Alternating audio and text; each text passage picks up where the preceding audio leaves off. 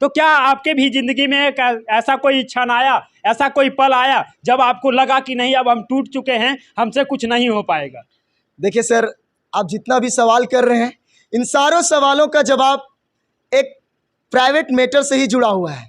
और हम जब इन सब बातों को अगर रखते हैं तो थोड़ा सा अंदर से कलेजा फट जाता है। हम कभी चाहे नहीं है कि अपना पीछे के अतीत की चीज़ों को सामने रखें, क्योंकि अतीत देखने के बाद थोड़ा सा इंसान कमज़ोर पड़ जाता है। देखिए सर, अगर आपने पूछा ये बात को तो हम क्लियर ही बोलेंगे कि ऐसा वक्त ज़रूर आया, क्योंकि अगर हम 12th की बात करें तो 12th के बाद जब हमारे पास पैसे नहीं थे तो बाहर जाने से पहले हमने बहुत लोगों से रिक्वेस्ट किया।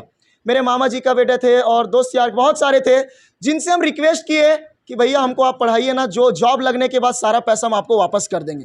अनेक लोगों से रिक्वेस्ट किया, अनेक रिश्तेदार से, जिनसे उम्मीद था, सबसे हमने रिक्वेस्ट किया कि प्लीज़ हमको पढ़ाइए, आपका जितना भी पैसा होगा। उस समय जुनून था हमको जॉब करने का, एक गवर्नमेंट जॉब पाने का जुनून था अंदर, और पढ़ने में अच्छे खासे उस समय हम तेज भी थे, ऐसा नहीं कि एवरेज स्टूडेंट थे। तो आग जब बहुत तेज लगा था तो सबसे हाथ जोड़ के विनती किए, लेकिन यकीन मानो ना दोस्त, वक्त आने पे ना तो रिश्तेदार काम देते हैं ना तो अपने काम देते हैं। उस समय हमारा मदद कोई नहीं किया।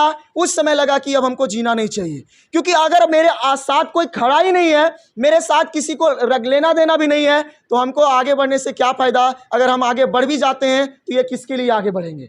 अपने परिवारों के लिए, रिश्तेदारों के लिए, गांव के लिए, समाज के लिए। लेकिन उस समय ना तो मेरे गांव को ना मेरे समाज को हमसे कोई मतलब नहीं था, किन्हीं ने मेरा सपोर्ट नहीं किया। उसके बाद जब अपने दौर से फिर 12th पास कर लिए, कुछ पैसे इकट्ठे हो गए ना, तो हमें एक जुनून आया कि नहीं हम पढ़ के कुछ कर सकते हैं। लेकिन जब यहाँ पे आए और यहाँ पे हम पढ़ना जब चालू किए, तो जब इतना कंपटीशन देखे और इन्वायरमेंट देखे तो हमको भी अंदर से लगने लगा कि नहीं, अब यहाँ तो गड़बड़ होने वाला है, अब यहाँ हमसे भी कुछ नहीं हो पाएगा, ऐसा लगने लगा। फाइनली हमने ट्यूशन ज्वाइन किया और ट्यूशन पढ़ाने के बाद जब अपना ट्यूशन खोलने के लिए सोचे तो हमारे पास पैसे ज़ीरो हो चुके थे, शून्य हो चुके थे, पैसे हमारे पास थे नहीं। तो अब हम करें तो करें क्या? और आपको भी पता है कि कंप्यूटर ट्यूशन में इन्वेस्टमेंट बहुत ज़्यादा है। तो हमने बहुत लोगों को, बहुत रिश्तेदारों को कर्ज मांगा, किसी ने नहीं दिया। कुछ दोस्तों ने हमारा मदद किया पैसे के तौर पे, और फिर वही पैसे को लेकर के फाइनल हम ट्यूशन खोले। ट्यूशन खोलने के बाद शुरुआती जब पढ़ाना चालू किए तो हम एक हब सोचे थे कि हजारीबाग बच्चों को हम फ्री पढ़ाएंगे, क्योंकि हमने पैसों को झेला था, पैसे की वजह से हमको बाहर जाना पड़ा था। एक सपना देखे थे हजारीबाग में हम बच्चों को फ्री पढ़ाएंगे। शुरुआत किए 5 बच्चों से ट्यूशन ओपन करके, सारा पैसा दूसरे का लिए हुए थे। 5 बच्चों से शुरुआत किए, दिल के करीब आए, बच्चों को शानदार पढ़ाए। 1.5 महीना में लगभग 350 बच्चा भर गए। 5 बच्चा से 1.5 महीना में 350 बच्चा भर गए। उसके बाद आपको पता होगा कि यहाँ पे कुछ लोगों के द्वारा, हम नाम तो नहीं लेना चाहेंगे, कुछ लोगों के द्वारा हमको धमकाया गया।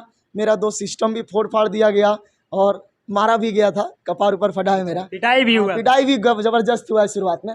उन लोगों का कहना यही था कि अगर तुम हजारीबाग में फ्री ट्यूशन पढ़ाते हो तो तुमको जिंदा नहीं छोड़ेंगे भैया, ट्यूशन बंद करवा देंगे या तो तुमको भगा देंगे यहाँ से। तो हमने फिर शुरुआत किया कि नहीं, अगर जीना है तो पैसे लेने पड़ेंगे, क्योंकि मेरा सपोर्ट में उस समय कोई नहीं था, अभी भी कोई नहीं है, बैकग्राउंड सपोर्टर कोई नहीं था उस समय भी। तो अभी खैर अच्छा खासा जान पहचान है तो कोई दिक्कत नहीं होता है। उस समय बैकग्राउंड सपोर्ट में कोई नहीं था। और उसके बाद जब हमने मार खाया तो फिर पैसा लेना चालू किया, और पैसा लेते अब ऐसा होता होगा तो ये सारे छात्र आपके आगे खड़े हो जाते होंगे कि आओ पहले जो भी आएगा हमसे टकराना होगा, ऐसा हुआ है क्या?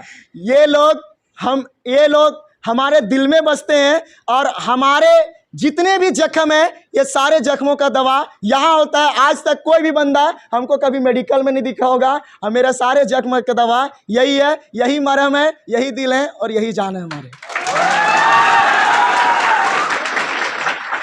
सर ने भी बताया।